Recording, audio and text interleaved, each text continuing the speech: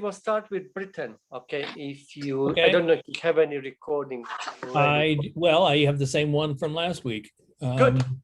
Good. Just need to know where you want to pick up. Yeah. I'm gonna have to find it. Maybe we'll just start from the beginning. It's not worth it to try because it's just 3 minutes, the first part. We will work from the middle section. This is from page 9, but it's good for us to hear and it kind of recap what we did last time. So this is what we will do.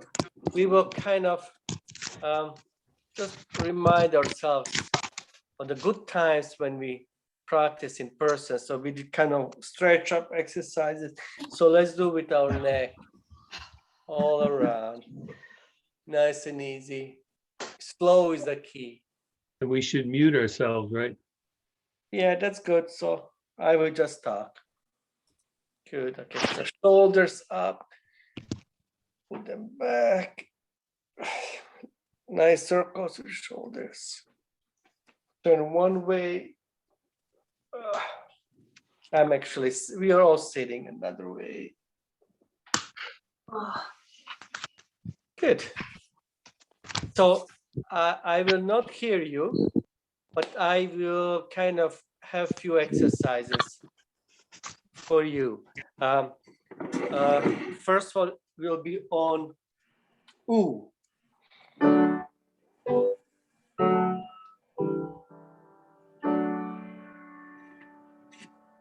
Starts nice and soft, so you will see my hand. Here I will get out from the shade. You will see my hand, a nice crescendo and diminuendo. So feel that you're nice and focused sound. On ooh, 3, 4.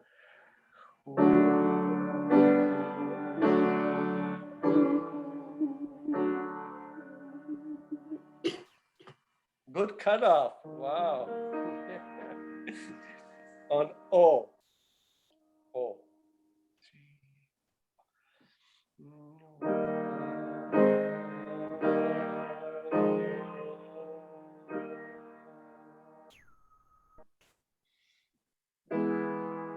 E.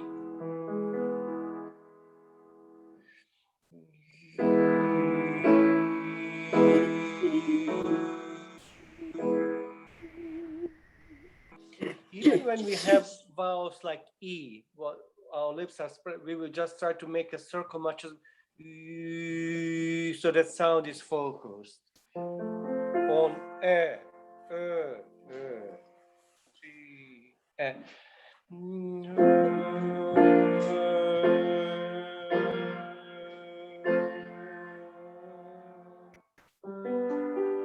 On A, O.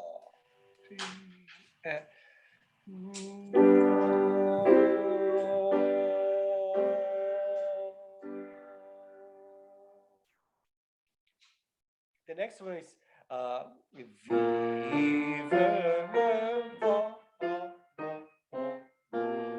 so now you just try to be with the piano and everybody in your room, whoever wants to sing.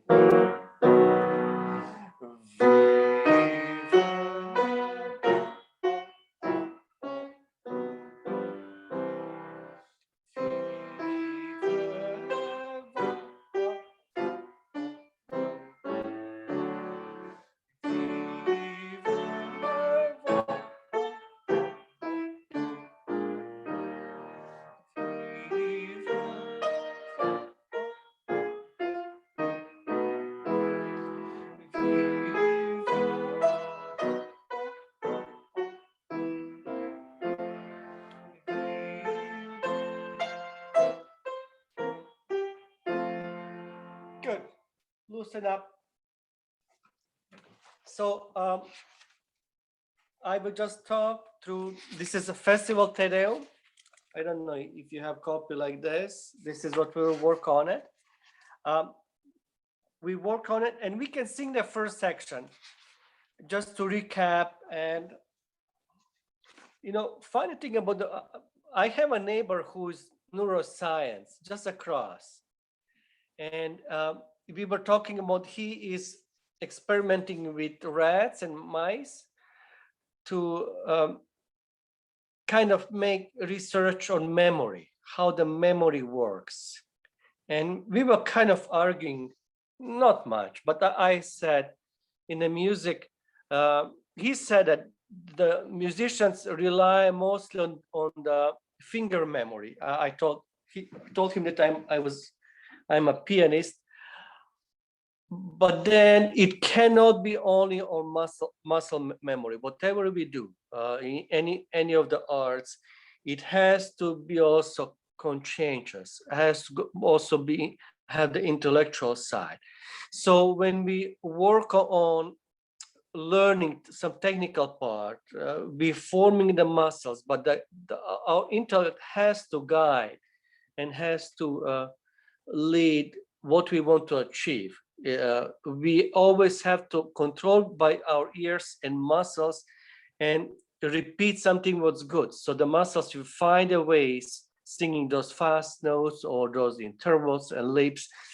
And by repeating it many times, our muscle memory will also get established. But then same time, what happens, and the problem is this, when we have the stressful situation like singing in a concert in the front of audience, half of that is not reliable muscle memory. So it has to be memorized by our intellect. So everything what we do, it has to be combination. Again, the ideal is to rely like 100% on the intellect and memory. Sometimes it's hard. We also get distracted. Babies start crying, and then our mind goes off. But then in cases like that, muscle memory can help. So again, best combination is a high percentage of intellectual memory and maybe 20% muscle memory. But why be doing also listening? With listening will also help us to memorize it and also recall the things what we worked on it and also what we want to sound like, and many other combinations. So it's never a bad idea to listen many times. So when I kind of learning even for other non-music things, I just listen many times. So in the music, listening many times will give us a few-fold information and very useful in memorizing things, also learning about other interpretations. So what is also very good listening other many different interpretations, we find our voice in it, because I don't want you to just listen one recording of it, because then we subconsciously try to imitate all, not necessarily is best for our group and also our voice and also the certain time of our lives. We have to always be very flexible and creative in this process. So let's recap what we worked on it. The first part, we said unison, and unison is one of the hardest things to sing.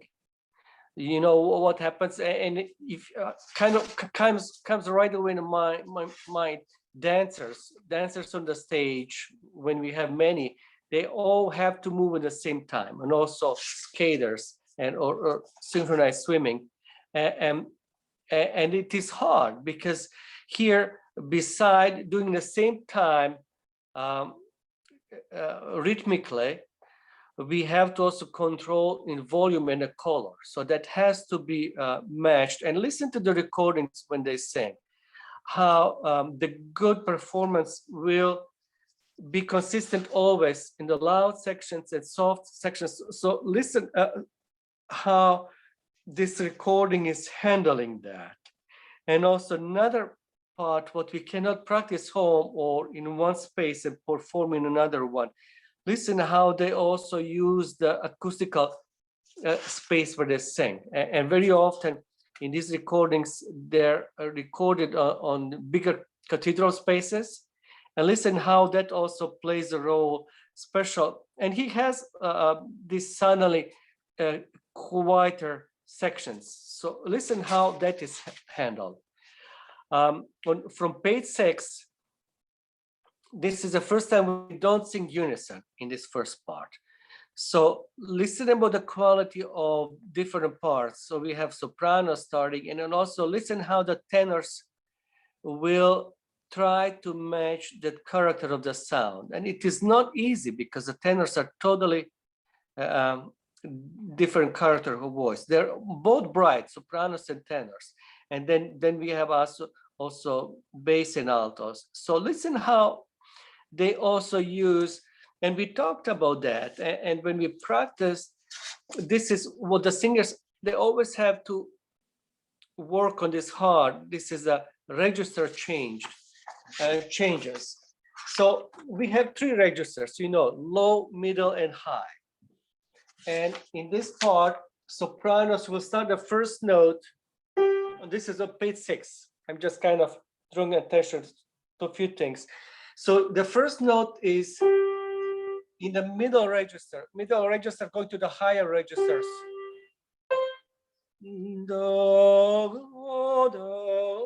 So these two notes will be very important almost for all of the parts, going from the middle to high register. Listen how their choir is matching that. And the issue is, and the hard part is, and you probably heard it many times, it is said, oh, that person has such a smooth transitions from one register to another one. So between this and next middle register to high, listen how each part is handling that. I kind of don't remember on the recording. And then after that goes back to the unison on the bottom, page 7. And the very unique harmonic language is on page 8 when we have this. What do we hear this? We have a major chord and cross relationship with a minor third.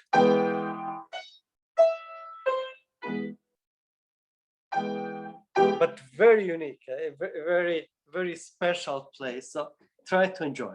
So let's hear the first part, and then I will have some questions for you regarding. So you have to listen. You cannot really doze off for this part because learning process is also analyzing other performances, so we know what to do and what not to do.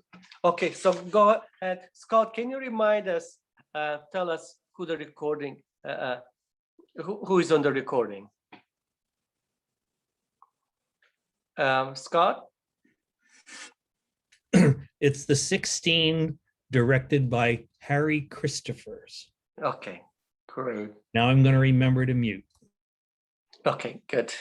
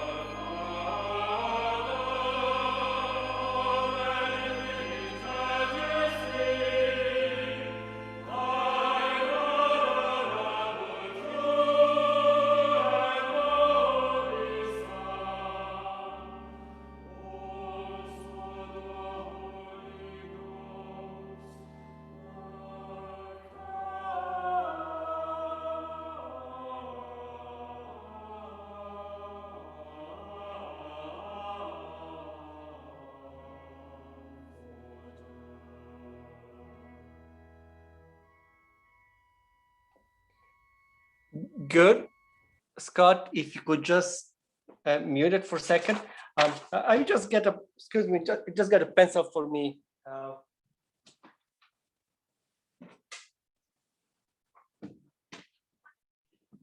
Okay, my first question, in the beginning,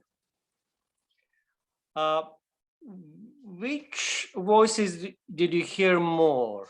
Low voices or high voices, like tenors or sopranos, or bass and altos? In their choir, which voices are more prominent? The higher voices. Yes, excellent. So, and on many places, I just heard a few places where in some of the low notes, I could hear a little bit bass more and altos. But in these recordings, what we learn, and sometimes it's also preference of the conductor and also space. Some space will work better, emphasizing the higher frequency. But if you hear in this choir, tenors are very bright and sopranos too. And that probably one of the reasons why we hear them better, although recordings are never 100% real picture, but the high voices are quite dominant. If you hear next time on the recording or in the fast section. So which one was the loudest section?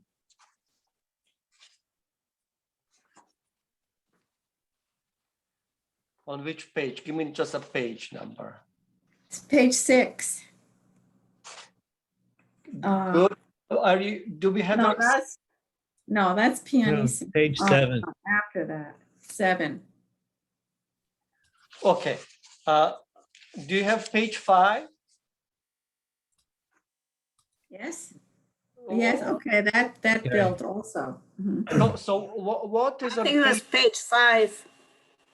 So what do you have on page 5? Maybe some of you have different editions. Do you have page 5 starting with holy, holy, holy? Yeah. Yes.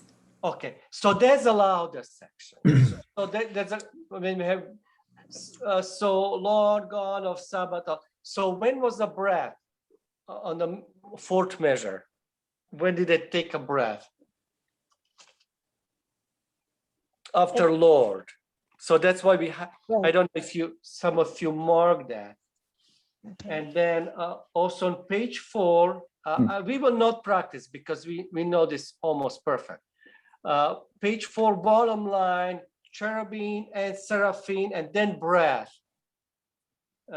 Continually do cry. So after seraphim was a breath mark. So we can mark that. To the page 6. Sopranos did very good job. And this is a hard part of it. To have the first note resonate. This will be an issue when we start working on it. We don't want the first note to be too separated from the line. Sopranos did a little bit better job than tenors, and the bass did excellent job. Probably lies. And that's a hard part, to connect the bottom note. No. Very often the choirs, very common mistake, they will say the glorious. They will start singing from the second note when the higher register. But we have to fight it very hard to even the lower register note what doesn't project like higher and make it even. So that would be number 1.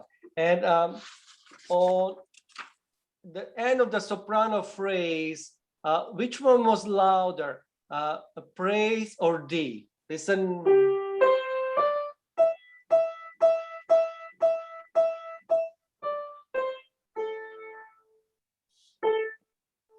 Which one was loudest, praise or D on the record? Praise. Praise, yes. D was quite soft, although it's a long note, but it was very put back. What was beautiful, what really nice. Probably I would not do it that much because this is what happens. If we do it pulling back with a softer dynamics, what they did, then we lose continuation of line. So the poor tenors, they have to start and they will feel more uncomfortable. So I would not pull that much. So, and then one of the reasons why I will not pull that back, because it continuously builds. Listen just the harmonic progression.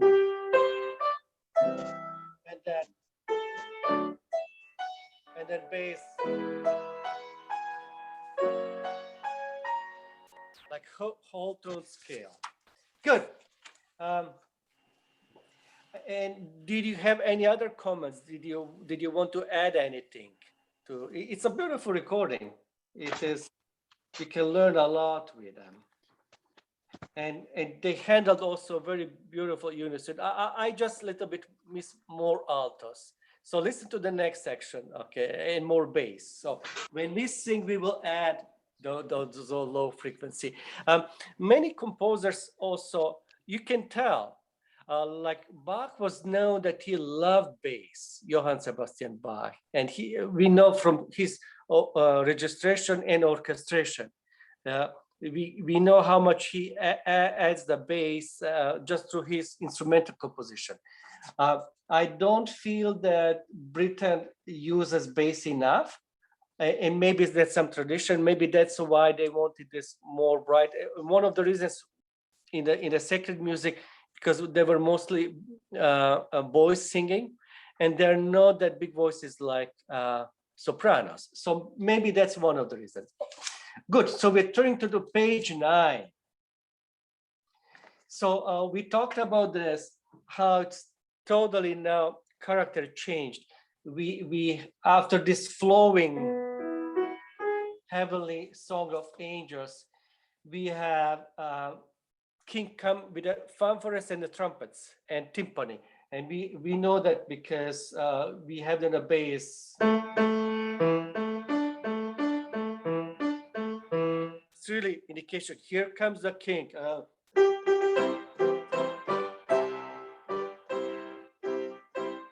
Very fanfare-like. So that's one of the symbolism what Britain is using.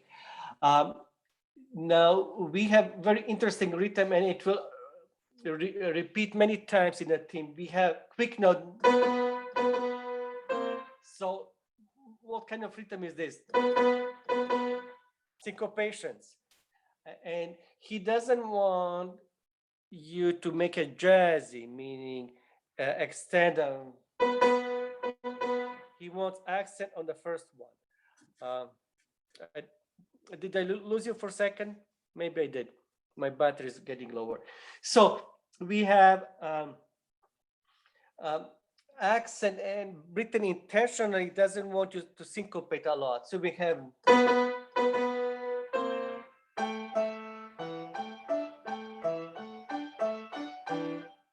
It is very interesting rhythm. So that's the first theme, and that will repeat a few times. And then after that, we merge, and suddenly, so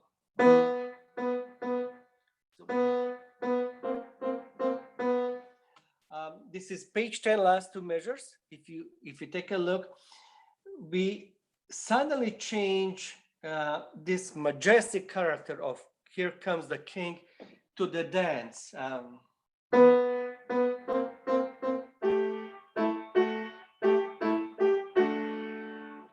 And then how we know, and he will tell us he doesn't want very loud sound, because in accompaniment it's very, this is what he writes.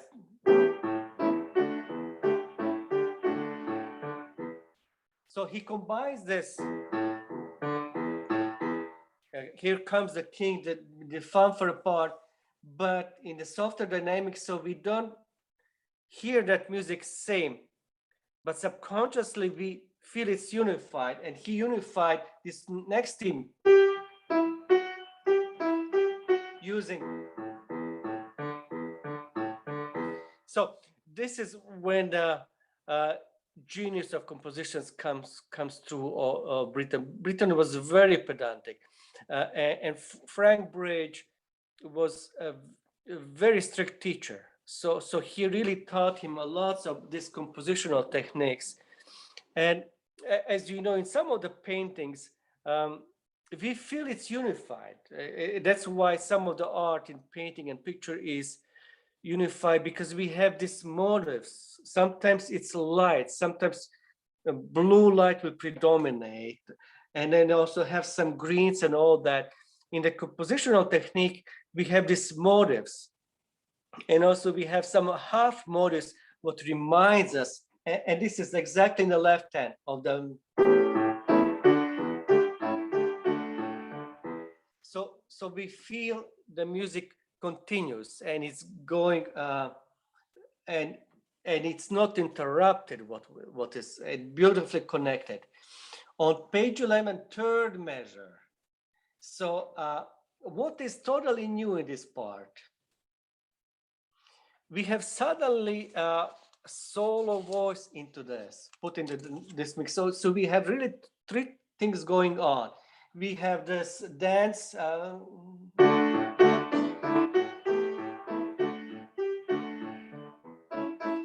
And then we have at a slower pace, this long note could be really just interpreted as a long note in soprano. And then we again have just out kind of voice in the wilderness. So pay attention how beautiful that contrast to all that busy texture what we have. And then we have this big beast come back.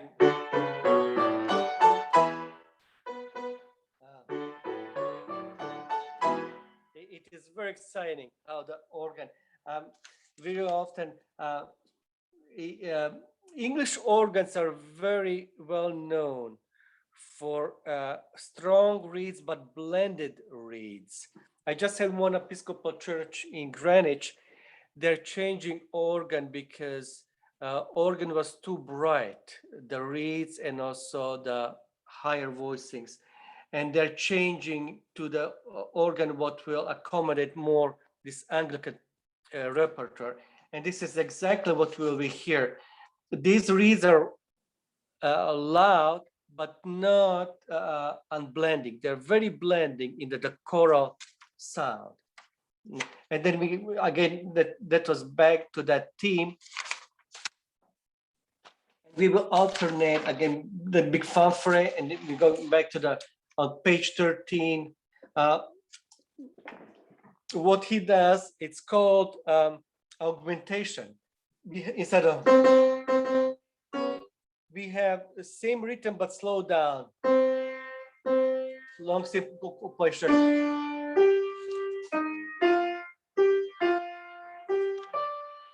And then we have again the soprano is totally separate from the rest of the choir. So pay attention to that.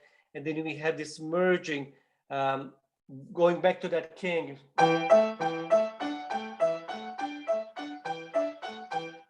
It's very interesting how he starts dissoluting this theme.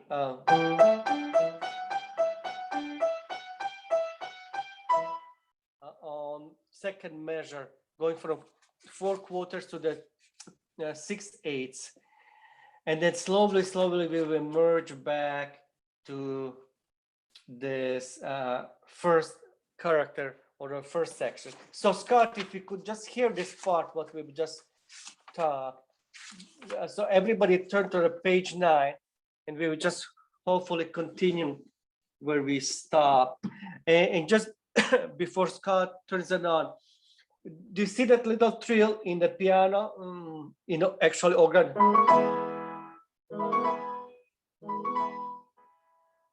And then after this few notes, it's nothing else but this trill, what is very kind of original. It's the same thing, but just slower. goes away. It's very neatly using just a small element, but very originally used. So go ahead, Scott, if you could just turn.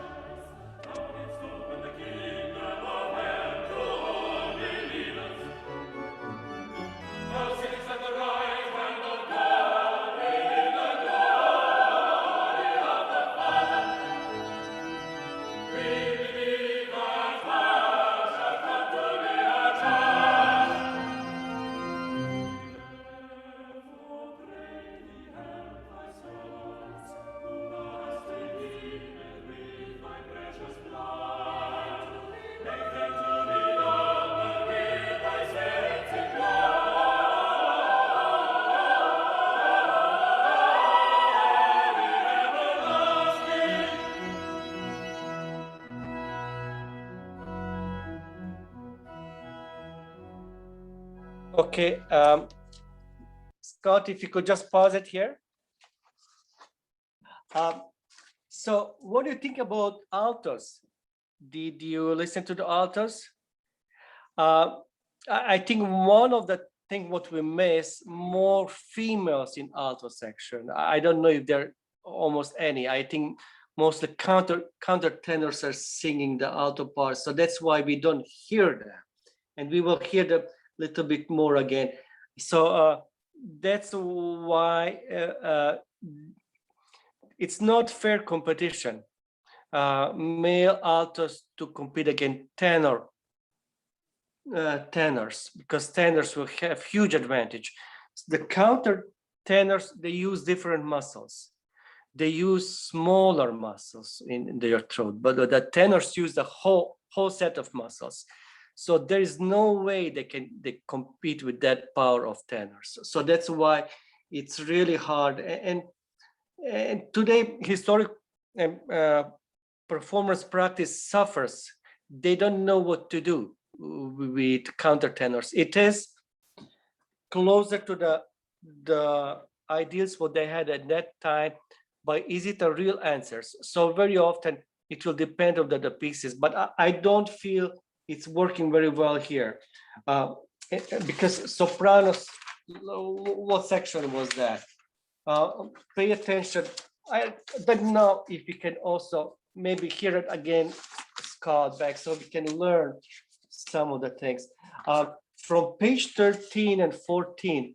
Oh, I just have to mention a beautiful change of keys. Did you hear that?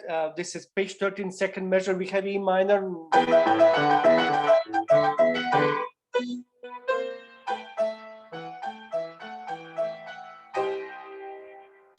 So E minor to C minor.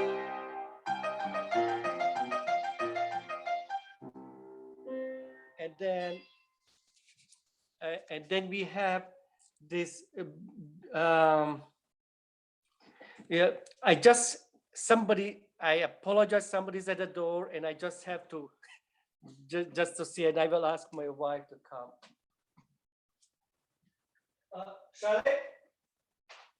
Charlie,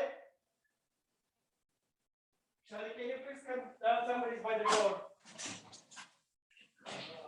Say hi.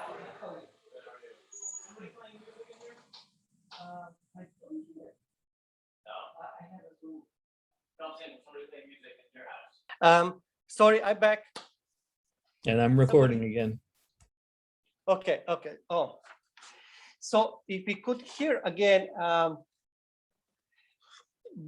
that part, and also hear the balance between the tenors and sopranos, and also pay attention also to the dancing character, how that works well. Scott, could you please find that same place? This is on page Wanna- 9. Okay. Yeah, I've been marking the score virtually with the time marking. So hold on. I'll Okay, thank give me 1 sec.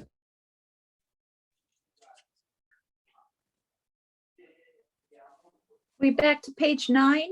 Yes, back to page 9.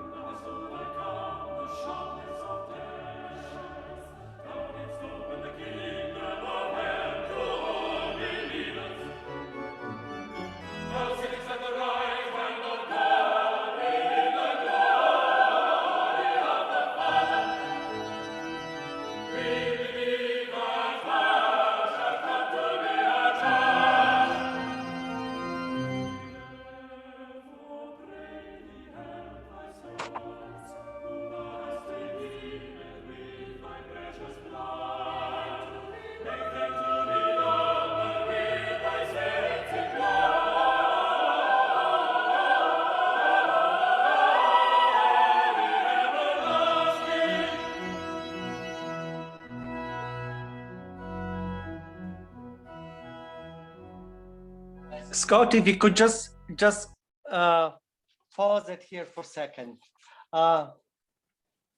We will just hear it to the end, and we'll work on some of this sections by part.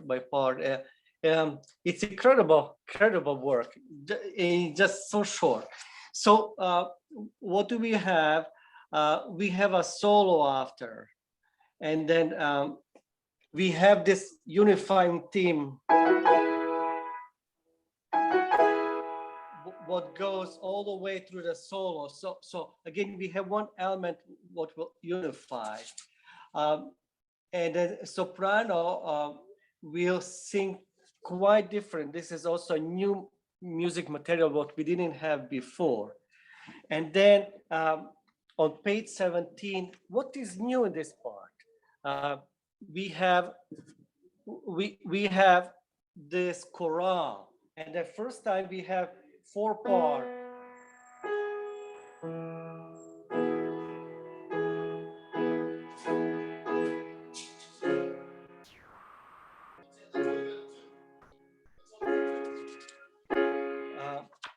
And then this beautiful development of this harmonic. Did you hear how we had the A major? And then we have C sharp. I'm sorry, E major, and then C sharp major. And then after that, we'll have minor.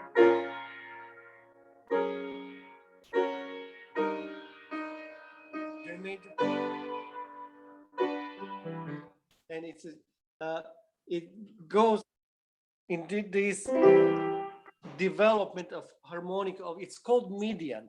So let's hear that to the end, and then we'll work in the middle section, what we kind of, the hardest part is the middle section, but let's just finish listening.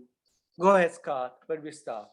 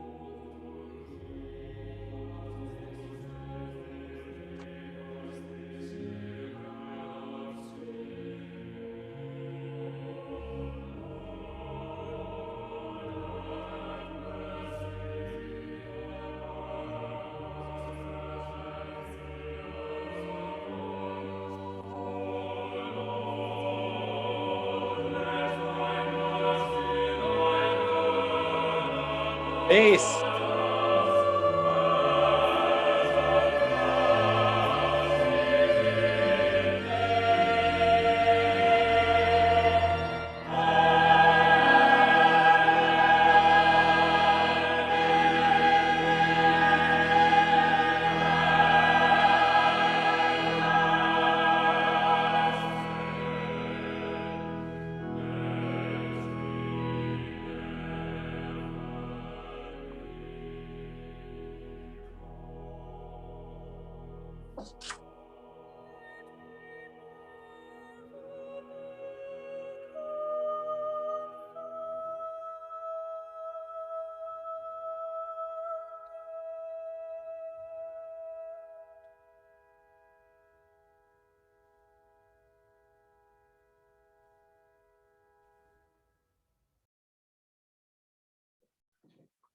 So we will turn all to page 9 and we will start working on it. So we will start with sopranos and we will sing octave lower.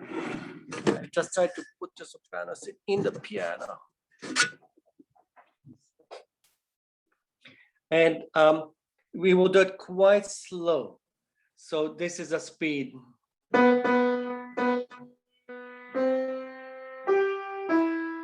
So after glory is a little breath.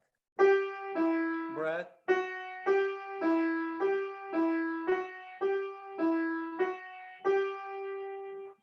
Let's try sopranos, okay? And give 2 beats. 3 and 4.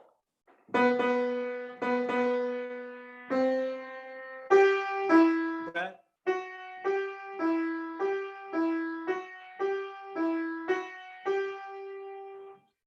And the reason why we took the breath, because we want that incredible, powerful crescendo of it. Okay, altos, we will have as written. That's a note to get. And then break.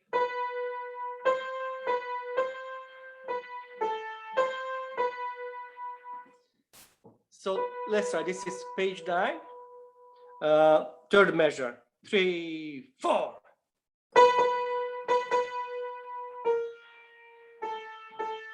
Break.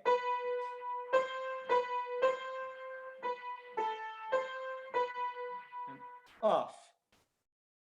Tenori, please.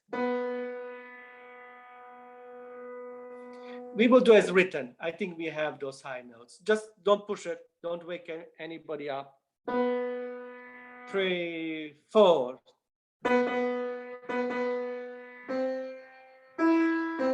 Break.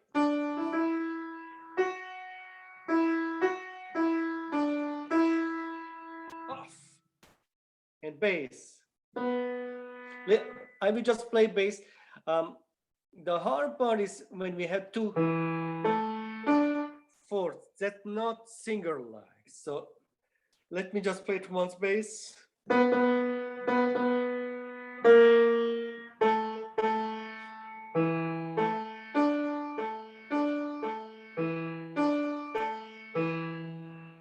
Off. Try bass. 3 and.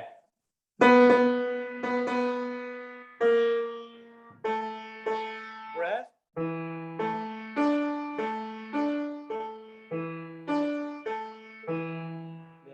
Off.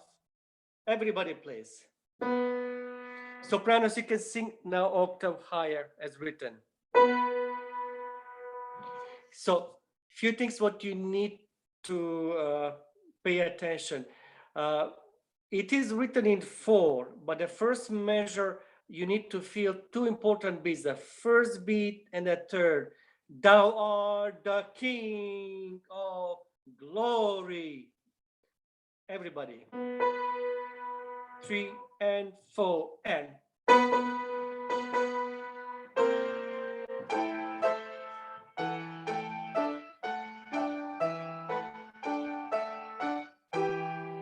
Off. So we will work on it, and the next section is very, very similar. So altos, this is page 10. So here we have to count 1, 2, 3, 4, 5, 6, 1, 2. And in this 6/8 division is 3 plus 3, meaning you have to feel the music in 3/8 plus 3. So 1, 2, 3, 1, 2, 3, 1, 2, 3, 1, 2, 3, 1. Even in a 4/4 time, you have to listen. So 1, 2, 3, 1, 2, 3, 1, 2, 1. Did you hear the division? So that's how the music is written or goes. So let me play altos. So, and I will count loud. So just listen. 1, 2, 3, 1, 2, 3, 1, 2, 3, 1, 2, 3, 1, 2, 1, 2, 3.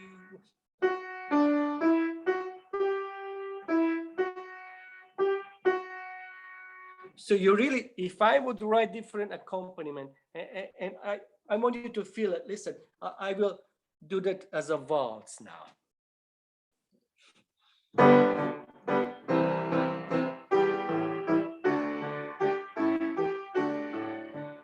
So it's really a waltz. 1, 2, 3, 1, 2, 3, 1, 2, 3, 1, 2, 3. Only hear this disruption of that. Let's try altos. Ready, and 1, 2. 1 and 2 and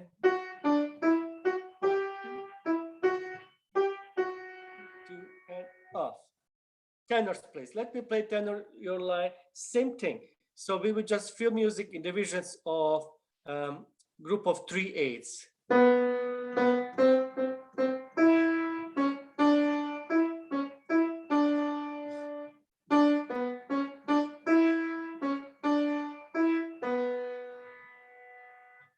Try tenors. 1, 2, 3. Chandor, if I can interrupt for 1 second. Go ahead.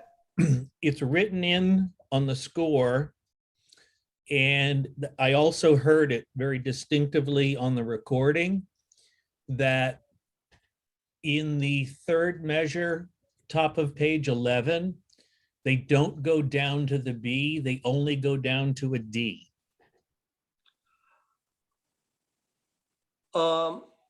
Tell me, this is third measure on page 11? Third measure on page 11. Yeah, they go down to a D instead of the B. I heard that on the recording too. Yeah. Yes, yes. Okay, I totally agree because you know how we know it? Because in the organ score is D. You're right. So change that, guys. Good catch, Scott.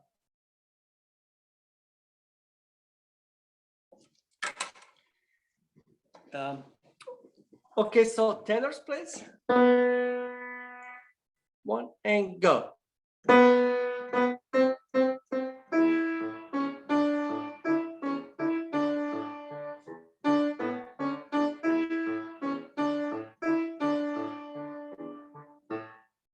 And the bass, same thing. Let me just play it once. Actually, the second part is easy.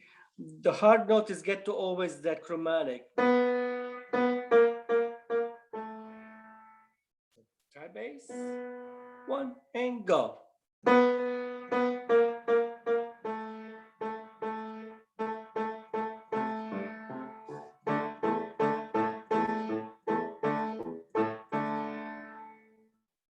Everybody, please. 1, 2, 3, 1, 2, 3.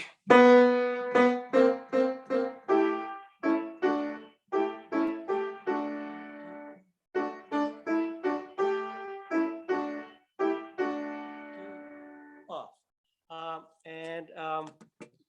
We will not have time to work on Vivaldi, but let's just have few more things. This is on page 13, and I pointed to you how dramatic the key change of keys is, and it is really great. So listen again.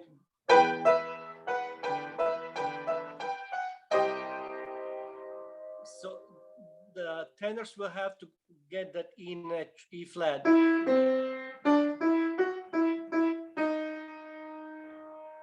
That will be a big change. But I just want us to move. This is page 13, last two measures. So we have this augmentation of the motive. 1, 2, 3, 4.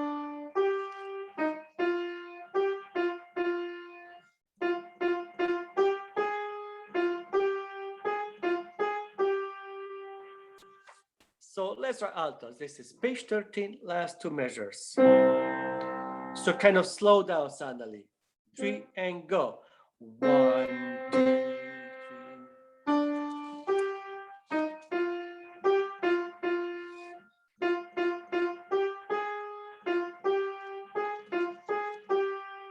And off. And try it out again. 1 and go.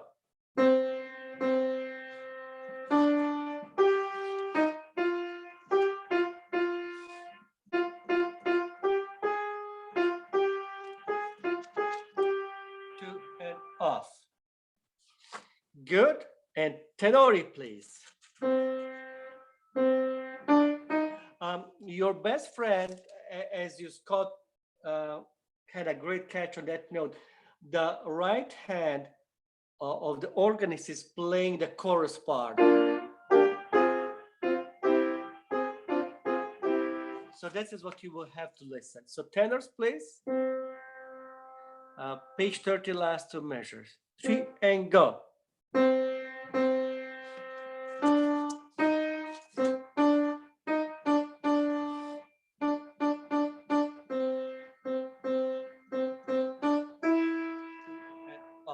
That E is not to get.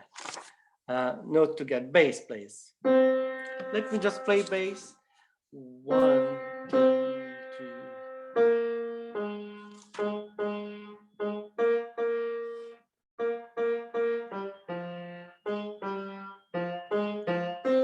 Two and off. Try bass. 3, 4. 2, 3.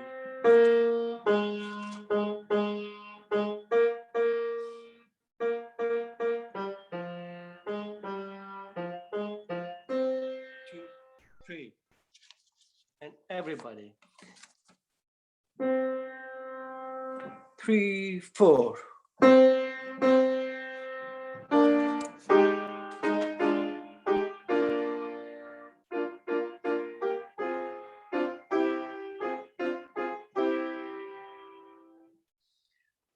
Not hard music, and we will learn it relatively quick. And next week, we will work more on Vivaldi and also Purcell. I had one piece I almost wanted to have you hear it, but maybe a week later on or whenever we can. It's a very interesting piece, Veni Creator Spiritu, by Palestrina. It's a very nice demonstration how he uses a chant first and then he writes a little section based on that chant. Very nice study of his compositional technique. So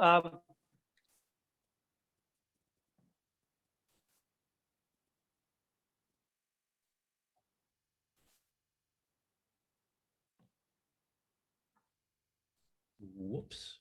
I think his computer died. Battery. Yeah, I think Died. Shondor's battery Yes, went Battery. the way of the It passenger. sounded pigeon. like that. yeah. All right, I Yeah. will So find out Scott, you from should him. tape this and we should all say bye. I am taping it, actually. We're still on. We're all still being recorded. Oh, that's good. So I will find out from Shondor which Purcell he was talking about. And then I will send out the invitation with the 2 pieces of sheet music. I will also look to find, there he is. I think he's on his phone now. Yeah. There we go. I got disconnected, sorry. You ran out of juice, huh? Yeah. We're doing next week. So did we have any questions? Yeah, which Purcell do you want to do next week? Which to do we have? Remind me. We have My Heart is Indicting. We have Hear My Prayer, O Lord, and O Sing unto the Lord. My heart is indicting. Okay. That's kind of where my heart leads. Okay. Hopefully we can learn that. It has 8 parts, but I think we will be up to it. Okay. I don't know if we have any announcements. Peter, do you have anything or anybody else? No, I'm good for this week. Susan? We have a slate of new officers and trustees who will, with everyone's approval, be in place as of June 1st. So there will be at some point soon an email coming out with an opportunity to vote for the board, for the incoming board. And so look for that. And anyone who votes no will have to sit on the board. Right. You take over. Yeah, exactly. Okay. Hey, So we Scott. have